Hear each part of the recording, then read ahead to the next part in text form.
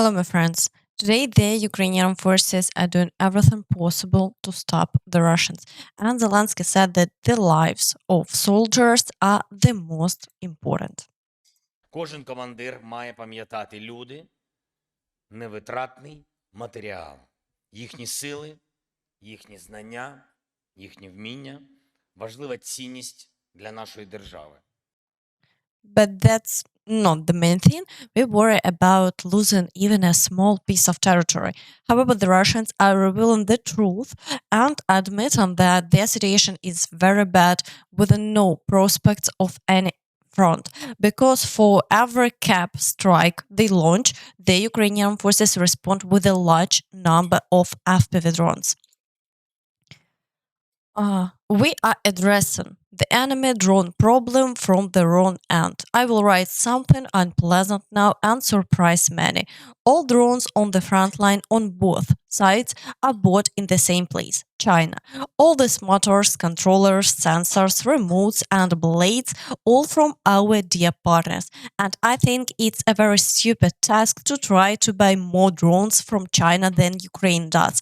We just need to make it so that China sells drones and components only to us. Since China, by definition, doesn't understand such subtleties and makes an unprecedented face, although it could figure it out on its own, we need to conduct experimental work with them. If I were the black overlord of the planet, I would do the following. In the Anglo-Saxon tradition, a drone made from Chinese components in provocative yellow-blue colors would crash into the power of Siberia. And I would tell China that it's to blame for this and overall a bad, unreliable lie, which is pure truth, ontologically speaking. Of course, there are more civilized ways to convince China, which is tightly attached to the resource state of my motherland.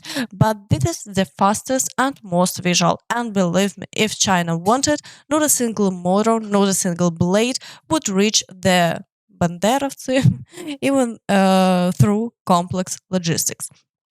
But who is Russia to dedicate tombs to China?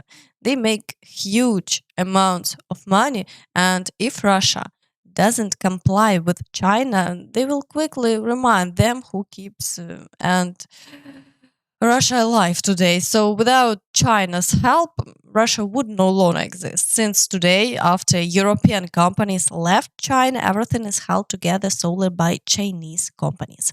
So let's move on to the situation along the front line as the fierce battles continue at full intensity, starting with the Kharkiv direction. Yet the Russians have accumulated reserves and are once again trying to break through to the village of Lyptsi, to which they even approached closely during their initial breakthrough. However, the Ukrainian forces now also have enough resolve to destroy the Russian groups here. As a result, they managed to defeat them in the fields. The battles for Hryhorivka also continue, but the Russians have no success here. The front line remains unchanged. In Vovchansk, the fighting continues, and the Russians are shelling the entire frontline territory with caps. However, there are no changes to the front line here either. In the Kupiansk direction, the Russians continue shelling Synkivka. They attempted to storm the village once, but didn't succeed. They are also striking Kupiansk-Vuzlovy, but no new offensive actions have been reported in the Pivnichne area. The front line remains unchanged today.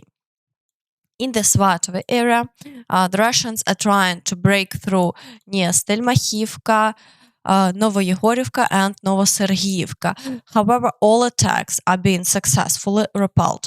Further south, the Russians conducted several attacks on the village of Makiyivka. The Ukrainian forces managed to repel all attacks and the front line remains unchanged. In the Kreminna direction, the Russians continue their attacks on Nevske and Terny. There is no other significant activity along the front line, so the situation remains unchanged. In the Siversk direction, the Russians conducted 6 attacks in the areas of Verkhniokamyanske and Ivano-Daryivka, and again attempted to break through near Spirne. However, they haven't achieved any success over the past day, and the front line remains unchanged. In the Chasiv Yar direction, the Russians are attempting to capture Hryhorivka as it's already nearly encircled. There is a significant amount of shelling and the assaults continue. Battles are also ongoing in the Novyi microdistrict, but the front line remains unchanged for now. In the Toretsk direction, the Russians continue street fighting in the areas of Pivnichne, Zalizne, and New York. They are making gradual progress, slowly advancing forward. We are waiting to see how the situation develops, but the Ukrainian armed forces are doing everything possible to hold the defense. However, experts are already predicting a potential encirclement of Toretsk. In the Pokrovsk direction, the situation remains very difficult. The Russians are trying to break through to the highway, assaulting Vozdvizhenka and attempting to advance near Novoalexandrivka, with ongoing battles for Timofeyivka. While there have been no new advancements over the past day, the fighting continues. The Russians are also trying to break through near the village of Vesele, extending their front line without fearing flank attacks. Battles are also ongoing near Komushivka and Yasnobrodivka, while intense shelling continuing as the Russians strike their rear areas. In the Kurakhove direction, the Russians continue fighting in Krasnohorivka. Unfortunately, late in the evening, reports came in that the Russians managed to clear the main part of Krasnohorivka. Further south, the Russians are assaulting Paraskoviivka and the village of Kostyantynivka. Despite the very difficult situation in this direction, the Russians haven't achieved any new successes, although 14 assaults were recorded out within the past day. It appears that there will be further changes here soon. In the Vuhledar direction, the Russians continue their attacks on Vadiane, but no assaults have been recorded near Velyka Novosilka, and the front line remains unchanged over the past day. In the Zaporizhia direction, the Russians conducted 3 attacks near Robotina, Malatakmachka, and Novoandriivka. However, they achieved no new successes, and the front line remains unchanged for now, although the Russians made significant advances in recent days, pushing forward by 4 kilometers. We should expect a renewed surge in activity after their regrouping.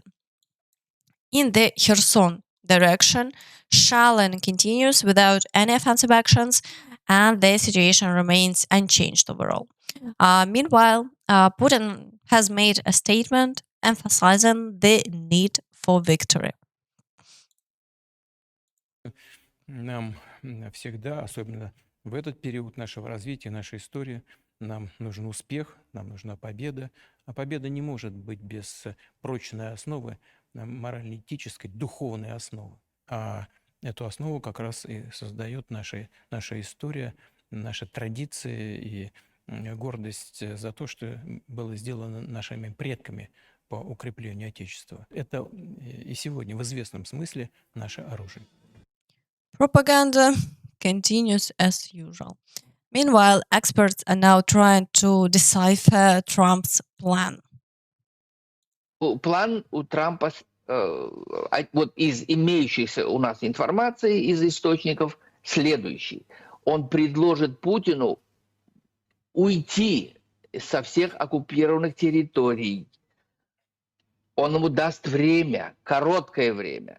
В противном случае он просто скажет, что он будет вынужден дать вот все, что вы перечислили, суперсовременные виды вооружений, которых еще никогда никто за рубежом не получал, а вот Украина получит в неограниченном количестве, с тем, чтобы Украина могла просто силой вышвырнуть этих варваров за границы 91 года. Вот такой будет план Трампа. Okay.